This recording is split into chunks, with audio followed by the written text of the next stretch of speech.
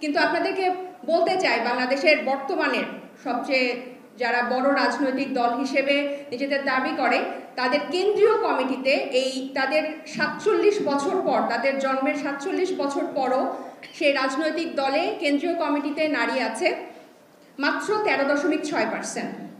আর আমরা এনসিপি যাত্রা শুরু করেছে অলরেডি 11% নিয়ে, এবং তাদের স্থায়ী কমিটি যে আছে সেখানে একজন মাত্র নারী সদস্য আছে। এই কম্পেয়ারটা আমি কেন করছি?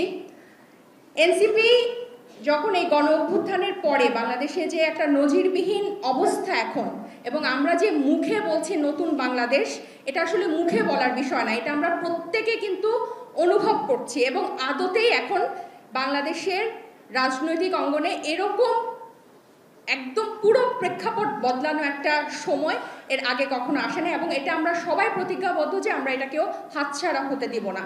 এবং বাংলাদেশের অর্ধেকের বেশি জনগোষ্ঠী হচ্ছে নারী, এবং এনসিপি বিশ্বাস করে যে এই নারীদেরকে ছাড়া আগামীতে কোনো রাজনীতি হবে না, কোনো রাজনৈতিক দল দাঁড়াতে পারবে না। নারীদেরকে বাদ দিয়ে বাংলাদেশে বর্তমানে, সেটা পুরনো হোক নতুন হোক, কোনো রাজনৈতিক দল রাজনীতি করতে পারবে না। তাদের নিজেদের অস্তিত্বের জন্যই নারীরাই কিন্তু এনসিপির শক্তি।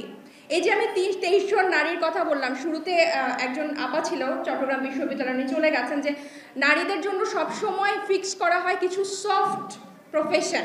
খুবই সত্য কথা, যে সবাই চায় ঘরের মেয়ে ডাক্তার হবে, ইঞ্জিনিয়ার হবে, টিচার হবে, ব্যাংকে কাজ করবে, ইভেন বিদেশে পিএইচডি করতেও যাবে, কিন্তু রাজনীতি করবে না।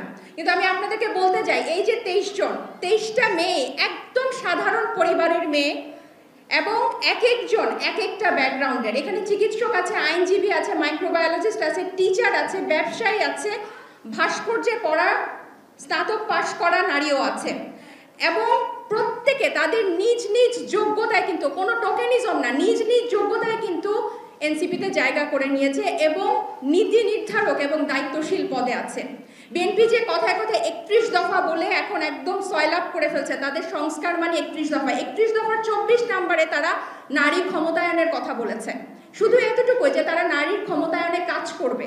অথচ এই সংস্কার প্রস্তাবে যে 100টা নারীর যে বর্তমানে সংরক্ষিত আসন আছে 50টা, সেটাকে 100তে উন্নীত করে সরাসরি ভোট, মানে ওখানে একটা এখন তারা রিজার্ভ সিটগুলোতে সরাসরি ভোট হবে, মানে নারী প্রার্থী ভার্সেস নারী প্রার্থী। ওই 100টা আসনে নারী প্রার্থীরাই নিজেদের মধ্যে প্রতিযোগিতা করবে, জনগণ ভোট দিয়ে নারী প্রার্থী নির্ধারণ করবে। এটাতে তারা আপত্তি জানিয়েছে। এই বাংলাদেশের জন্মের পর এই সংরক্ষিত নারী আসনগুলোকে সবসময় অলংকার মনে করা হতো, এবং যেসব রাজনৈতিক দল সংসদে সংখ্যাগরিষ্ঠ পেত তারাই সিলেক্ট করত। জনগণ ঠিক করত পুরুষ সংসদ, আর পুরুষ সংসদরা ঠিক করত নারী সংসদ। এরকম একটা বৈষম্যের দেশে এবং বাংলাদেশের জন্মের পর থেকেই এভাবে চলছে, এবং 53 বছর পর, এতগুলো রক্তের পর, এত শহীদের পরও বিএনপি এখনো নারীর ক্ষমতায়নে কিন্তু একমত হচ্ছে না। তারা মুখে বলছে কিন্তু কাজে তাদের কোনো মিল নাই, তারা এখনো এটার বিরোধিতা করছে।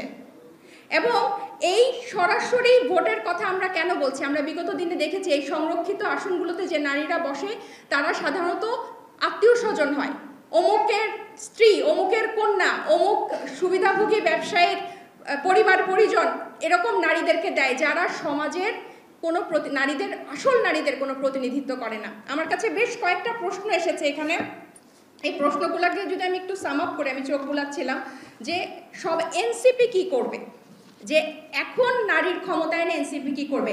নারীর স্বাধীনতা, নারীর অধিকার, নারীর ক্ষমতায়ন, এসব শব্দগুলো বিগত রাজনৈতিক দলগুলো খালি মুখে এবং এই সভা সেমিনারেই কিন্তু সীমিত রেখেছে, কিন্তু এনসিপি আত্মপ্রকাশের দিন থেকে, এমনকি গণ অভ্যুত্থানের পর থেকে এই যে সবাই মুখে মুখে খালি বক্তৃতা তুলছে নারীরা কোথায়, নারীরা কোথায়, এনসিপি কিন্তু নারীদেরকে নিয়ে এসেছে, এবং নারীরা কিন্তু তাদের পথ এনসিপির মাধ্যমে খুঁজে নিয়েছে।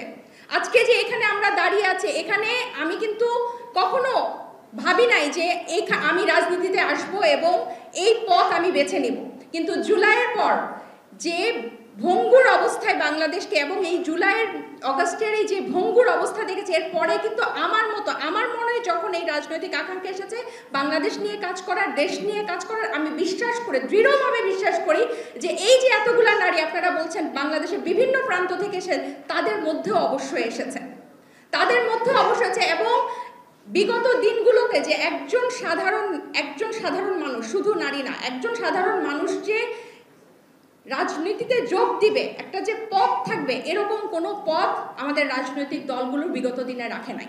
তারা পুরোটাই সিন্ডিকেট ছিল, যে একবার নেতা হয়েছে সে নেতাই। এবং এখনো দেখেন তারা একজনকে প্রধানমন্ত্রী রাখার জন্য তারা কিন্তু কোনো সংস্কার, মানে তাদের এখনো পায় তারা হচ্ছে কিভাবে আরো তারা বছরের পর বছর আবার শাসনকে ধরে রাখবে এবং ক্ষমতায় থাকবে, সেটার পায় তারা। আমরা কিন্তু বলছি যে 2 বারের বেশি কেউ আর জীবনে প্রধানমন্ত্রী রাষ্ট্রপতি হতে পারবে না, কিন্তু তারা এখনো সেই হিসাব গুনছে। কারণ তারা যে এক একজন যে এত মানে বয়স হয়ে গেছে, তারপরও কিন্তু তারা নতুনদেরকে কিন্তু জায়গা করে দিতে চায় না, তারা সেই ক্ষমতা ধরে রাখতে চায়। কেন অন্যান্য রাজনৈতিক দলে কি জুলাইতে তরুণরা অংশ নেয় নাই? তারা এখন কোথায়? বিএনপির যে তরুণরা অংশ নিয়েছিল তারা এখন কোথায়? তাদেরকে কেন আমরা মূলধারার রাজনীতি দেখছি না? কেন তাদের নবীনরা, তরুণরা মৃত্যুবরণ করেছে, শহীদ হয়েছে, কিন্তু তাদের প্রবীণরাই রাজনীতি করছে এবং তারা প্রবীণরা শুধু রাজনীতি করছে নির্বাচনের মাধ্যমে ক্ষমতায় যাওয়ার জন্য? কেন তাদের প্রবীণরা এত রক্তের পরেও, এত শহীদের লাশের উপর দাঁড়াও তারা সংস্কার চাইছে না?